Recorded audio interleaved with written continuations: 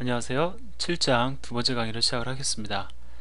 지난 시간에 IPC에 대해서 우리가 공부를 했었는데 지금 할 얘기는 IPC와는 좀 다른 얘기예요. 그런데 이제 그 아주 중요한 내용이고 여러분들에게 가급적이면 조금이라도 빨리 소개를 시켜드려야 되는 내용이기 때문에 제가 IPC를 한번 소개를 한 다음에 그 다음에 또 다양한 IPC 기법을 소개하는 그 중간에 여러분들이 공부하실 수 있도록 삽입을 한 겁니다.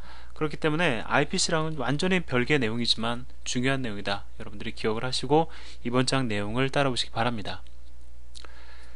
이번 장의 핵심은 여러분들이 상태를 이해하는 겁니다. 어디에 있는 상태냐면은 바로 커널 오브젝트에 존재하는 상태예요. 이게 무슨 얘기냐면 제가 이제 추상적으로 여러분들에게 커널 오브젝트를 설명을 드리지 않아도 이미 여러분들은 정확히 커널 오브젝트가 무엇인지를 알고 계시죠. 커널 오브젝트라는 것은 커널의 리소스의 그 정보를 갖다가 담고 있는 데이터 블록이죠. 데이터 블록에 보면은 어떠한 그 멤버가 있냐면은 뭐 불리한 타입으로 있을 거라고 생각이 돼요. 물론 다른 타입으로 존재할 수도 있습니다. 정확한 건 우리가 알 수는 없지만은 아무튼 상태를 반영하기 위한 멤버 하나가 있다는 겁니다. 뭐 제 생각에는 true 아니면 false로 저장이 되지 않을까 생각이 됩니다. 자, 그래서 이것이 이 멤버가 true일 경우에 우리는 일반적으로 뭐라고 얘기를 하냐면은 그 신호를 받은 상태다, 시그널드 상태라고 얘기를 합니다. 그리고 이 값이 false가 되면은 뭐라고 얘기를 하냐면은 non signaled 상태다 라고 우리가 얘기를 합니다. 자, 그러면 이게 true냐 false냐 혹은 뭐 이게 그 사실은 중요한 게 아니고요. 상태 정보를 나타나는 멤버가 시그널드 상태가 될 수도 있고 non signaled 상태가 될 수도 있다. 이게 중요한 거예요. 예, 이게 중요한 겁니다. 자, 그럼 우리가 여기서 한 가지 짚고 넘어갈 게 커널 오브젝트의 상태라는 것은 도대체 왜 존재하고 이 상태가 변경되는 시점은 언제냐, 이거를 갖다가 우리가 이해하는 게 중요합니다. 자, 커널 오브젝트의 그 핸들, 여러분들이 커널 오브젝트를 생성을 하면 직접적으로 커널 오브젝트가 아니죠. 리소스를 생성을 하면 커널 오브젝트를 접근할 수 있는 핸들이라는 게 반환이 되죠. 핸들을 얻는 방법은 어떻습니까? 각기 다르다는 것을 여러분들이 이해를 하셨을 거예요. 예를 들어서 메일 슬롯 같은 거 생성하면은 핸들을 어떻게 리턴됩니까? 그냥 핸들을 어떻게 얻을 수 있습니까? 그냥 반환되는 값을 통해서 얻을 수가 있죠. 하지만 자식 프로세스 생성하면 구조체 멤버를 통해서 얻게 되죠. 이렇게 핸들을 얻는 방법은 다릅니다. 마찬가지로 커널 오브젝트의 상태가 나타내는 의미도 리소스별로 완전히 다르다는 거예요. 자, 그러면 우리가 앞으로 이제 그 리소스의 상태를 나타내는 커널 오브젝트의 상태가 어떠한 의미를 지는지를 갖다가 리소스별로 우리가 공부를 해야 되는데 지금 저는 여러분들에게 프로세스를 기준으로 해서 설명을 드릴 거고요. 우리가 이렇게 당장 필요한 것이 바로 이겁니다. 그래서 프로세스를 기준으로 해서 커널 오브젝트의 상태가 무엇인지 제가 설명을 드리겠습니다. 자, 그림을 통해서도 설명을 드릴 수 있지만 제가 간단하게 하나 더 그려볼게요. 자, 예를 들어서 부모 프로세스가 있습니다. 부모 프로세스가 자식 프로세스를 생성을 했어요. 그러면 커널 오브젝트가 생성이 될 거고 그 다음에 핸들이 반환이 되겠죠. 우리가 그 핸들의 숫자를 7이라고 가정을 하고 커널 오브젝트는 생성과 동시에 non signaled, 즉 신호를 받지 않은 상태로 있다고 우리가 얘기를 해봅시다. 왜 얘는 생성과 동시에 non signaled 상태가 되냐면 non signaled 상태라는 것은 뭘 의미하냐면 프로세스가 현재 실행 중임을 의미하는 거예요. 자, 그렇게 약속을 한 겁니다. MS사에서 그렇게 정의를 했죠. 자, 그래서 난시그널드 상태에서는 프로세스가 실행 중이다 라고 우리가 프로세스가 실행 중인 상태는 우리가 난시그널드로 우리가 표현을 하자라고 약속을 했기 때문에 프로세스가 생성되자마자 그 프로세스의 커널 오브젝트는 난시그널드 상태가 된다는 겁니다. 자, 그런데 이제 프로세스가 종료가 됐어요. 실행 중일 때는 난시그널드인데 종료가 되면은 이 상태는 뭘로 바뀌냐면은 시그널드 상태로 바뀝니다. 그런 것은 우리가 약속을 했기 때문에 그런 거죠. 실행이 종료되면은 커널 오브젝트, 프로세스의 커널 오브젝트는 시그널드 상태가 된다고 우리가 약속을 하자라고 약속을 한 겁니다. 그러면 왜 이러한 상태를 뒀느냐?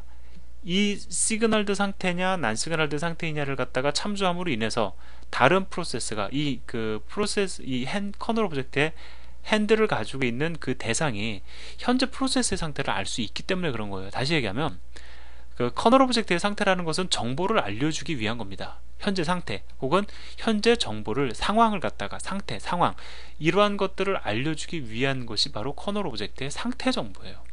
자, 그래서 여기서 그림에서 다시 정리를 해보면 A 프로세스가 실행 중입니다. 러닝 상태예요. 그러면 A 프로세스의 커널 오브젝트의 멤버는 non-signaled 상태임을 표현합니다. 그러면 누군가가 그 핸들을 가지고 있는 애가 커널 오브젝트의 상태를 딱 봤더니 어때요? non-signaled 상태다. 그러면 현재 그 프로세스는 실행 중에 있구나 라고 우리가 알 수가 있겠죠. 자, 그런 용도입니다. 자, 그러다가 프로세스가 종료됐어요. 그러면은 커널 오브젝트의 상태는 그 프로세스의 커널 오브젝트 상태는 프로세스의 실행 상태를 실행 정보를 나타내기 때문에 얘는 바로 시그널드 상태로 바뀝니다. 그러면 핸들 정보를 가지고 있는 그 대상은 그 커널 오브젝트의 상태가 시그널드 상태임을 알고서는 무엇이 확인이 가능한 거죠? 프로세스가 종료됐구나, 이런 정보를 얻을 수 있는 겁니다. 자, 제가 여러분들에게 지금 프로세스를 가지고 여러분들에게 설명을 드렸지만 각각의 그 리소스별로 나타내는 의미가 다릅니다. 그것은 여러분들이 하나씩 공부를 해 나가야 돼요. 근데 그 뭐 양이 많고 부담스럽고 외워야 될까 걱정스러울 수도 있지만 사실상 우리에게 필요한 상태들이거든요. 그렇기 때문에 당연히 그런 정보는 있어야 돼, 이런 것들인 겁니다. 예를 들어서 프로세스가 실행 중이냐 종료냐, 실행 상태냐 아니면 종료 상태냐, 이거 우리에게 가장 기본적으로 필요한 거거든요. 그렇기 때문에 상당히 여러분들이 느끼시기에 합리적인 내용들이기 때문에 뭐 그 자체가 양이 부담스럽거나 그렇지는 않으실 겁니다. 자, 그러면 제가 여러분들에게 커널 오브젝트의 상태가 의미하는 바가 무엇이고, 그 다음에 그 상태 정보가 왜 필요한지 뭐 다양한 말씀을 제가 여러분들에게 드렸는데, 그럼 non-signaled 상태와 signaled 상태를 확인하기 위한 방법도 있겠죠. 어떻게 확인을 하느냐, 그 확인하는 방법을 제가 여러분들에게 지금부터 소개를 드리겠습니다. 자, 상태 관찰, 커널 오브젝트의 상태를 관찰하기 위한 시나리오다 라고 해서 제가 이렇게 표현을 했는데, 모든 그 리소스의 상태를 관찰하는 방법은 이렇게 간다라고 여러분들이 이해를 하시면 돼요. 즉, 이 그림만 이해를 하시면 여러분들은 어떠한 커널 오브젝트건 간의 상태를 확인할 수 있다는 겁니다. 자, 프로세스 관점에서 제가 여러분들에게 설명을 드리는데, 부모 프로세스가 자식 프로세스를 생성을 했어요. 그러면은 핸들 값을 얻게 되겠죠. 자, 핸들 얼마를 얻었냐면 7을 얻었습니다. 즉, 자식 프로세스의 커널 오브젝트의 핸들은 7이라는 거죠. 자, 그런데 이 부모 프로세스가 이제 좀 순간 궁금해졌어요. 자식 프로세스가 현재 그 종료됐는지 아니면 여전히 실행 중인지 알고 싶습니다. 그때 호출하는 함수가 뭐냐면은 wait for single object라는 함수예요. 자, 이 함수를 호출하면서 물론 매개 변수는 두 개입니다. 일단 근데 제가 그 핵심을 여러분들에게 설명드리기 위해서 매개 변수가 하나인 것처럼 그려놨어요. 자, 7을 전달합니다. 그럼 이건 뭘 얘기하는 거냐면은 7이라는 숫자가 의미하는 해당 커널 오브젝트의 상태가 true이냐, 시그널드 상태냐 아니면은 non-signaled 상태인 거냐를 물어보는 것이 바로 이 함수예요. 자, 그럼 사용법은 간단합니다. 자, 그러면 signaled 상태일 때, 그 다음에 non-signaled 상태일 때 wait for single object의 반응은 어떤가, 그 반응을 알아야지만 사실 우리가 signaled 상태구나, non-signaled 상태구나, 이걸 알 수가 있죠. 자, signaled 상태인 경우에는 이 함수가 바로 반환합니다. 하지만 non-signaled 상태인 경우에는 바로 반환하지 않고 블러킹 상태, 즉 함수가 빠져나오지 않고 멈춰있는 상태가 될 수도 있고, 그냥 또 물론 빠져나올 수도 있습니다. 다시 말하면 wait for single object라는 함수는 여러분들이 이해를 하실 때 시그널드냐 난시그널드냐를 갖다가 구분하는 함수라고 이해하지 마시고, 그 해당 커널 오브젝트가 시그널드 상태가 되기를 기다리는 함수라고 이해를 하세요. 다시 얘기하면 7이라는 숫자를 인자로 전달하면서 wait for single object 함수로 호출하죠. 그럼 7에 해당하는 커널 오브젝트가 시그널드 상태가 되기만을 기다리는 함수입니다. 자, 그래서 시그널드 상태이다 라고 하면 wait for single object 함수는 때가 되었으니 바로 빠져나옵니다. 근데 일반적으로 시그널드 상태가 아니면 우리가 매개 변수를 어떻게 전달하느냐에 따라서 내용이 좀 달라지긴 하지만 얘는 블로킹 상태에 있어요. 멈춰 있습니다. 빠져나오지 않고 멈춰 있습니다. 그러다가 해당 커널 오브젝트가 난시그널드 상태에서 시그널드 상태로 바뀌어 버리잖아요. 그러면 이 함수는 빠져나옵니다. 그러면 우리는 이제 이렇게 이해할 수 있겠죠. 여러분들이 어떠한 리소스에 관심이 있어서 걔가 시그널드 상태가 되기만을 기다려요. 그 다음에 다시 말하면 걔가 시그널드 상태가 되어야지만 나는 다음 일을 할 수가 있습니다. 그때 어떠한 함수를 호출할 수가 있죠? 바로 wait for single object 함수를 호출하면서 그 리소스의 그 커널 오브젝트의 핸들을 인자로 전달하시면 되는 겁니다. 자, 그럼 이 그림 이해를 하셨죠? 이게 다예요. 뭐 더 없습니다. 그리고 이제 커널 오브젝트의 상태에 대해서 우리가 앞으로 공부하면서 계속 내용을 추가해 가면 되는데, 자, 그런데 이제 이 예제를 통해 가지고 제가 여러분들에게 그 wait for single object 함수의 기능, 사용 용도 이런 것들을 갖다가 구체화 시켜 보도록 하겠습니다. 그 예제 자체를 갖다가 제가 여러분들에게 뭐 코드 레벨에서 분석을 해드릴 수도 있지만 예제는 상당히 간단합니다. 그렇기 때문에 이 그림을 통해서 여러분들이 확인해야 될 내용, 그 다음에 이 예제의 시나리오를 갖다 제가 여러분들에게 설명을 드릴게요.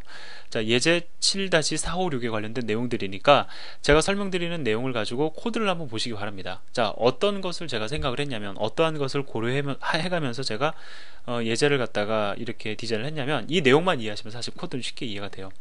저는 그걸 하고 싶었던 겁니다.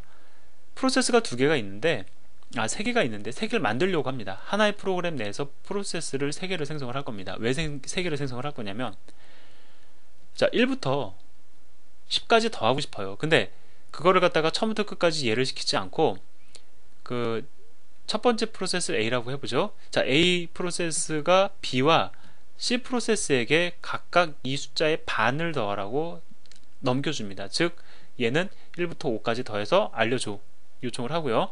A 프로세스가 또 C 프로세스에게는 너는 6부터 10까지 더해서 그 결과를 알려줘 라고 부탁을 합니다. 그럼 A 프로세스는 B 프로세스의 결과에다가 C 프로세스의 결과를 더해가지고 1부터 10까지의 합은 55입니다를 알려주고 싶다는 거예요.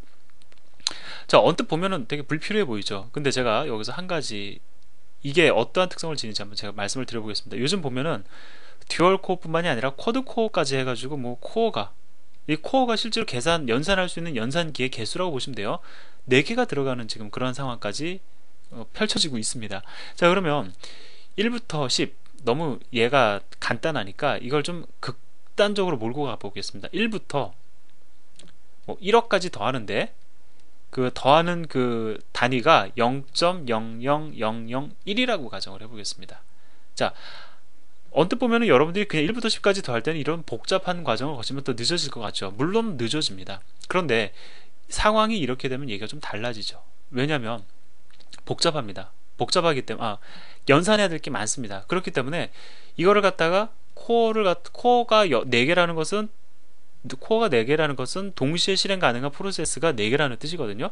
자, 4개의 코어를 갖다가 다 연산에 참여시킬 수가 있어요. 어떻게 하면? 이렇게 프로세스를 나눠서 연산을 시키면. 자, 그래서 얘한테 뭐 한 3분의 1 연산시키고, 얘한테 3분의 1 연산시키고, 얘한테 3분의 1 연산시키고, 그 결과를 또 다른 별도의 프로세스가 더할 수만 있다면 이러한 경우에는 성능 향상을 가져올 수도 있을 겁니다. 자, 그래서 아직까지는 그 듀얼 코어 아니면은 쿼드 코어 기반으로 프로그램을 작성했을 때 성능을 갖다 최적화시킬 수 있는 그런 프로그램들이 많지 않다고 그래요. 근데 앞으로는 이런 부분들도 고려할 수가 있을 겁니다. 즉, 다시 말씀을 드리면 그 멀티 프로세스에서 하나의 프로그램이 여러 개의 프로세스로 구성이 되는, 제가 프로그램과 프로세스의 개수는 1대 다의 관계를 가질 수 있다고 제가 말씀을 드렸잖아요. 이러한 그 형태의 프로그램이 앞으로 더 많이 등장할 거다 생각이 됩니다. 이제 이 코어가 4개, 8개, 바로 16개로 늘지 않을까 싶은데, 이런 식으로 해서 이렇게 배수로 늘어감에 따라서 이제 프로그램의 어떤 그 기준도 많이 바뀔 겁니다. 그러한 경우에는 이제 이런 멀티 프로세스 기반의 프로그램 개발이 더 중요하겠죠. 자, 그래서 얘기가 좀 다른 데로 샜는데 제가 뭘 하고 싶은지 이제 아시겠죠? 자, 그래서 부모 프로세스가 자식 프로세스 2개를 생성을 합니다. 그러면서 1과 5의 합 계산을 요청을 합니다. 마찬가지로 6과 10의 합 계산을 요청을 합니다. 자, 그러면은 계산 결과를 갖다가 알려주는데, 어떻게 알려주도록 제가 코드를 작성을 했냐면은 종료 코드라는 걸 이용을 해가지고 알려주도록 정의를 했어요. 자, 종료 코드가 뭔지 제가 간단하게 지난번에 설명을 드렸는데, 자, 종료 코드라는 건 뭐냐면은 그 메인 함수의 리턴 값 있죠. 그냥 리턴을 합니다. 덧셈 결과 15를 리턴을 해요. 그 다음에 B 프로세스도 6부터 10까지의 그 계산 결과를 갖다가 리턴을 합니다. 그러면 그 리턴된 결과를 갖다가 부모 프로세스가 그 종료 코드 얻어내는 함수 있거든요. 그걸 통해서 얻어서 더해서 출력을 해줍니다. 그런데 문제가 있어요.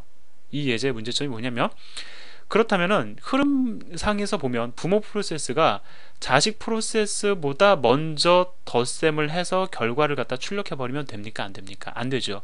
부모 프로세스는 두 개의 자식 프로세스가 연산을 끝내고 그 연산 결과를 리턴하고 종료할 때까지 연산을 진행시키면 안 돼요. 그런데 그 예제를 여러분들이 실행해 보시면 아시겠지만 그냥 실행을 시켜버리면 엉뚱한 결과가 나옵니다. 그 왜 그러냐면 부모 프로세스가 먼저 속도를 내고서는 연산을 해버렸기 때문에 그렇습니다. 뭐 상황에 따라 달라지지 않느냐, 10중 8구가 아니라 10중 10번은 그냥 여러분들이 연산을 해버리면 부모 프로세스가 먼저 흘러갑니다. 왜 그러냐면 프로세스 생성이란 자체가 상당히 리소스를 많이 잡아먹거든요. 그렇기 때문에 얘네들이 생성돼서 연산하기에 앞서서 그냥 부모 프로세스가 종료돼 버립니다. 100% 그렇게 된다고 보시면 돼요.